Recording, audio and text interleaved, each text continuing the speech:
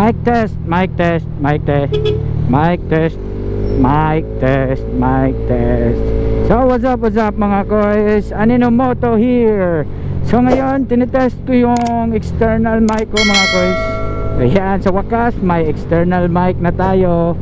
At sana marinig nyo na ako sa mga sasabihin ko or sa anong mga nonsense na mga sinasabi ko lang sa vlog natin. So ayan, I hope marinig nyo ako lahat. So I hope klaro lang, hindi ko pa marinig kasi nagre-record pa. And I hope na maganda yung audio quality na natin. Kasi yung mga previous vlog natin walang ambient sound lang yon. So naka ano lang ako noon, naka foam, yung foam sa GoPro, yun lang yung gamit ko para sa music. So ngayon may external mic na, sa wakas no, makapagsalita na ako ng maayos at sana klaro na sa inyong lahat.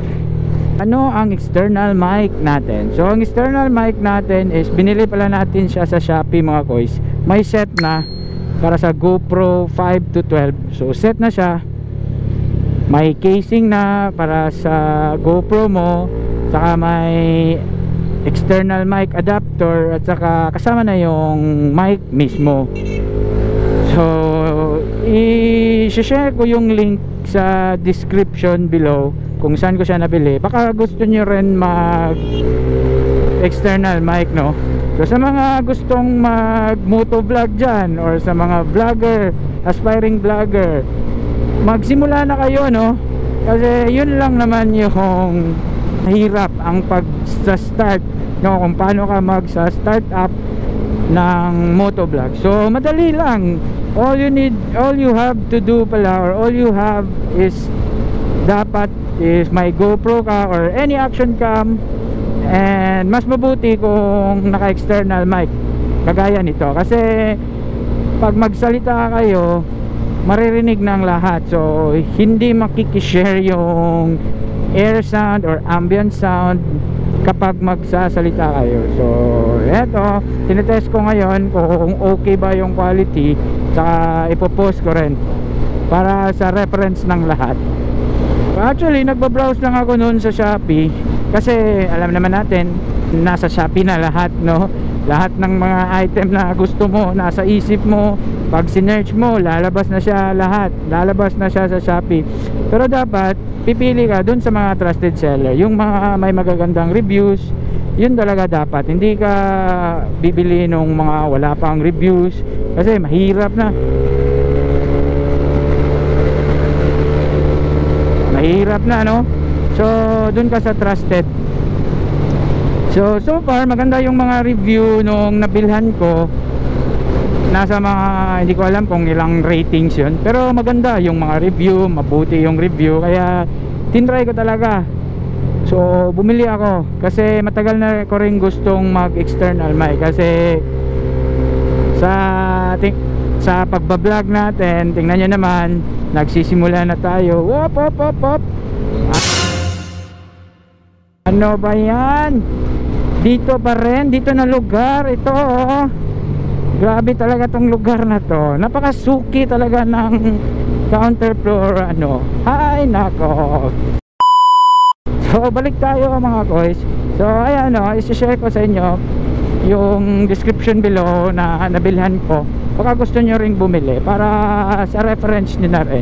Kayo na humusga, and sana magustuhan nyo rin. So hindi tayo sponsored, no? Ay wala tayong sponsor, hindi pa tayo mabot dyan. Pero kung baka naman may mag-sponsor, ang saya-saya. So sana may makakita sa atin, sana lang. By the way mga koys, nung una, no, nung first time ko na in-install to grabe, nahirapan talaga ako. Hindi ko alam kung saan ko ikakabit sa helmet yung wire ng microphone. Buti na lang itong gamit ko na mounting para sa helmet is ito yung forma. So i-share ko sa screen. Yan. So natago ko siya sa likod ng strap So ito rin yung forma niya sa tago sa likod ng strap. Yan. So inipit ko na lang yung mic. Di naman siya umaalog kasi nasa loob ng helmet, so hindi siya natatanggal. Ayan yung set-upan ko.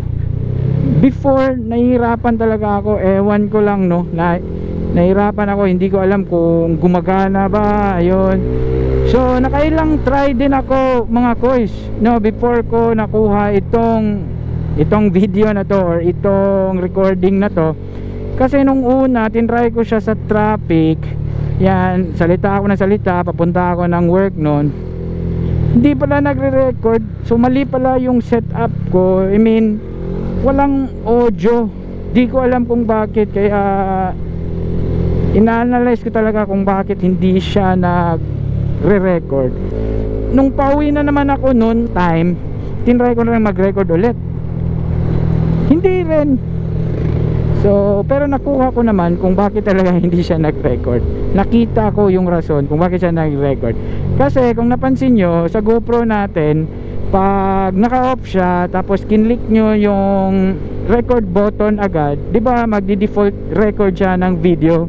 So yan yung ginamit ko, record button lang ako diretso, tapos akala ko magre-record or magsisetting na yung audio automatically. Pero hindi ko alam sa inyo mga koys pero dito sa GoPro ko yun yung nangyari.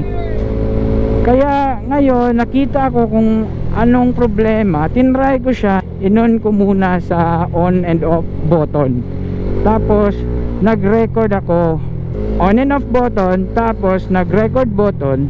Ayun, meron ng audio. So yun, nung una medyo mali yung siguro yung setup ko or nung pag on and off ko, or kaya hindi na record. Pero ngayon buti na lang nalaman ko na, so naka-record na ako at eto na, nagsasalita na ako kagaya nito, di ba? So yan, explore na lang kayo kung paano nyo mapapagana yung ano nyo. Actually nasa YouTube na lahat yung mga ko sa YouTube ko nga lang to nakita din yung sa mga items sa Shopee. Mostly sa YouTube din ako tumitingin, kasi saka yung pag setup, paano mag setup, nasa YouTube na rin, kasi nasa YouTube na siguro lahat mga reviews and everything. So search nyo lang. So before kayo malis mga koys, sana makapag-like and subscribe kayo sa channel ko, So salamat sa inyong suporta mga koys, and hopefully manonood pa rin kayo sa next vlog ko and ma-enjoy nyo yung mga video na ipopost ko dito. Salamat!